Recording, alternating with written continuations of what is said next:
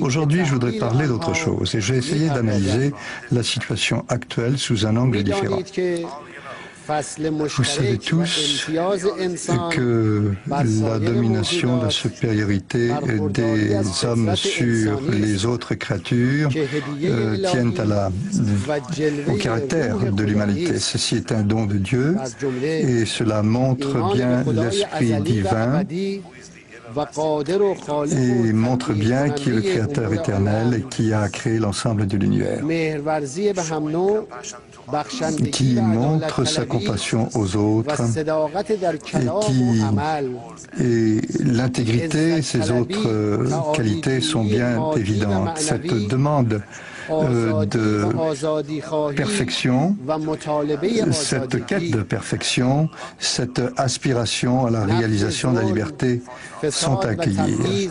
L'oppression, la corruption et la discrimination doivent être repoussés et nous devons aller au secours des opprimés.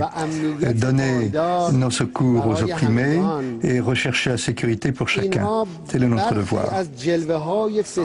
Telles sont certaines des manifestations des attributs de l'humanité qui peuvent apparaître très clairement dans les aspirations historiques des êtres humains et qui sont se refléter dans notre héritage littéraire, artistique, prose, poésie et dans les réalisations culturelles et les mouvements politiques de l'humanité au cours de l'histoire.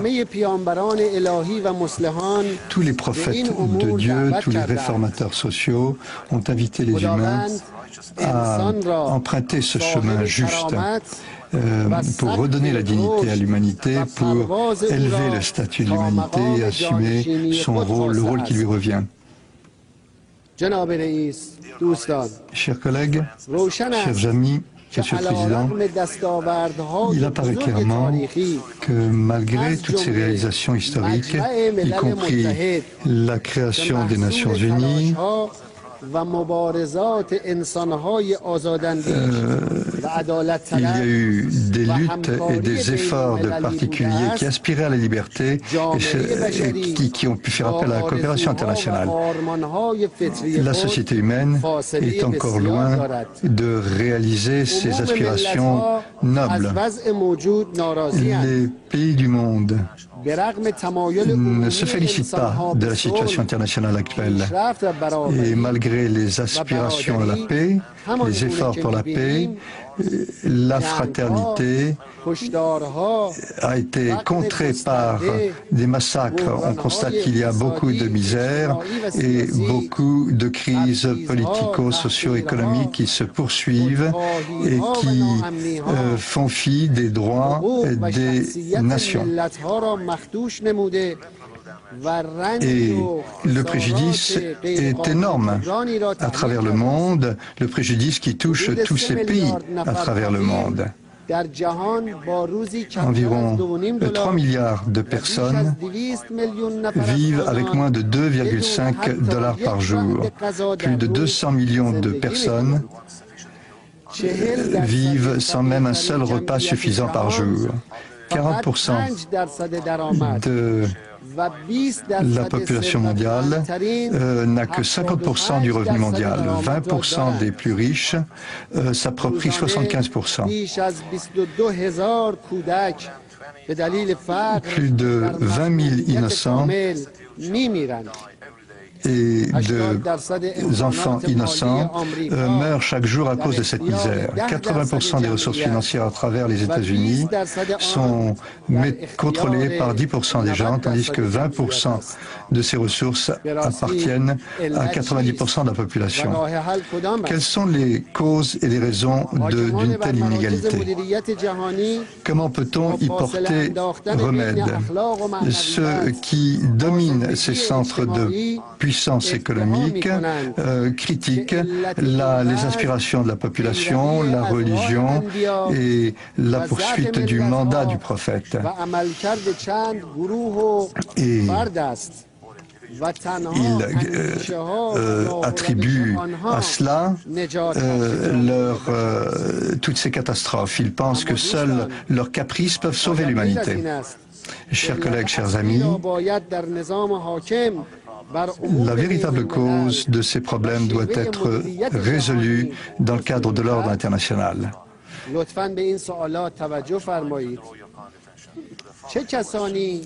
Veuillez vous concentrer sur la question suivante. Et qui a chassé des dizaines de millions de personnes de leur patrie à travers le monde à cette époque de l'esclavage et qui en a fait les esclaves de l'avidité en Europe et aux États-Unis. Nous nous opposons au colonialisme pour tous ses méfaits. Les colonialistes ont continué d'occuper et de piller beaucoup de pays et ont massacré les gens et font fi de l'héritage qui a entraîné la Seconde Guerre mondiale et qui a entraîné quelques 70 millions de morts et des dizaines de millions de sans-abri et de blessés, qui a créé la guerre en Corée et au Vietnam, qui a imposé par des tromperies la domination sioniste et ces massacres de plus de 60 ans sur le peuple palestinien et sur les pays de la région, et qui imposait et soutenu pendant des décennies des dictatures militaires et des régimes totalitaires sur des pays asiatiques, Afrique et en Amérique latine,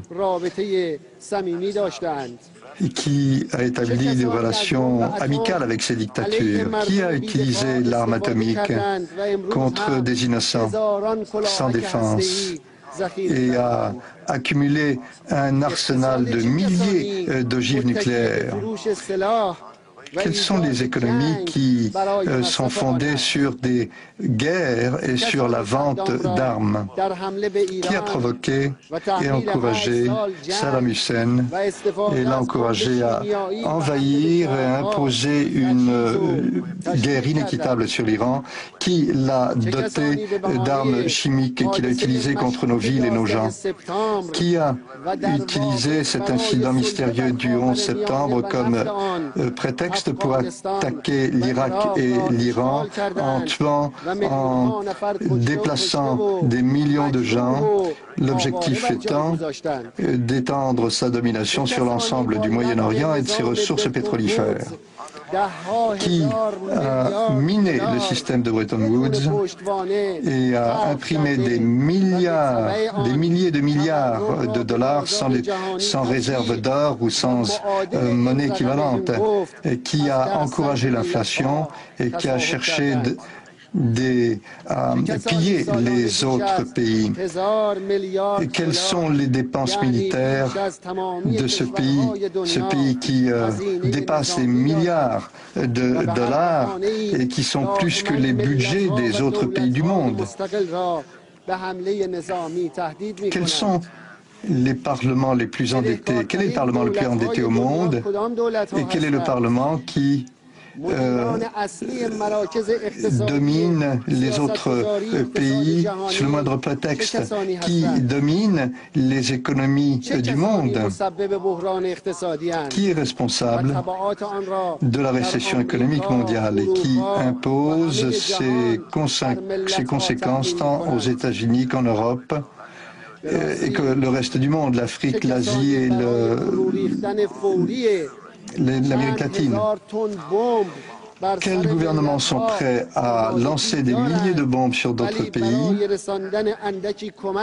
mais quel gouvernement hésite à envoyer une aide alimentaire en Somalie ou d'autres pays?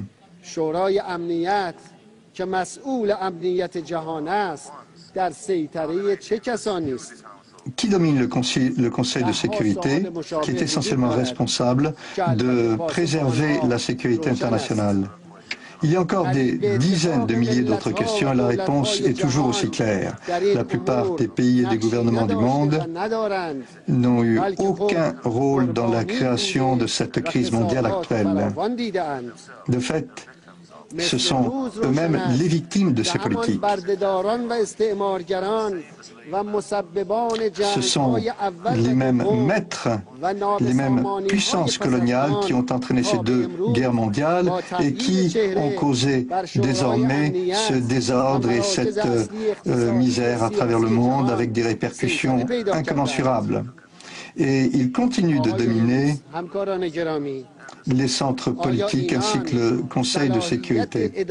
Chers collègues, chers amis, ces puissances arrogantes ont-elles la compétence, la capacité de gouverner l'ensemble du monde? Pouvons-nous accepter qu'ils se considèrent comme les seuls défenseurs de la liberté, la démocratie et des droits de l'homme, en même temps qu'ils attaquent par des moyens militaires et d'autres pays et qu'ils les occupent? Cette fleur de la démocratie peut-elle s'épanouir à l'ombre des missiles de l'OTAN, à l'ombre de son artillerie? Mesdames et messieurs, certains pays européens se servent encore de l'Holocauste 60 ans plus tard comme prétexte pour se mettre au service des sionistes. Est-ce que ce n'est pas la responsabilité de ces puissances coloniales de dédommager les pays colonisés? Le préjudice de cette période de colonialisme, s'il fallait calculer la note, qu'arriverait-il à ces anciennes puissances coloniales que sont l'Europe et les États-Unis, qui sont aussi responsables de la césure entre le Nord et le Sud. La puissance des États-Unis et de ses alliés de l'OTAN. Voilà, c'était le début du discours de Mahmoud Ahmadinejad. Vous l'avez vu, de nombreuses délégations boycottent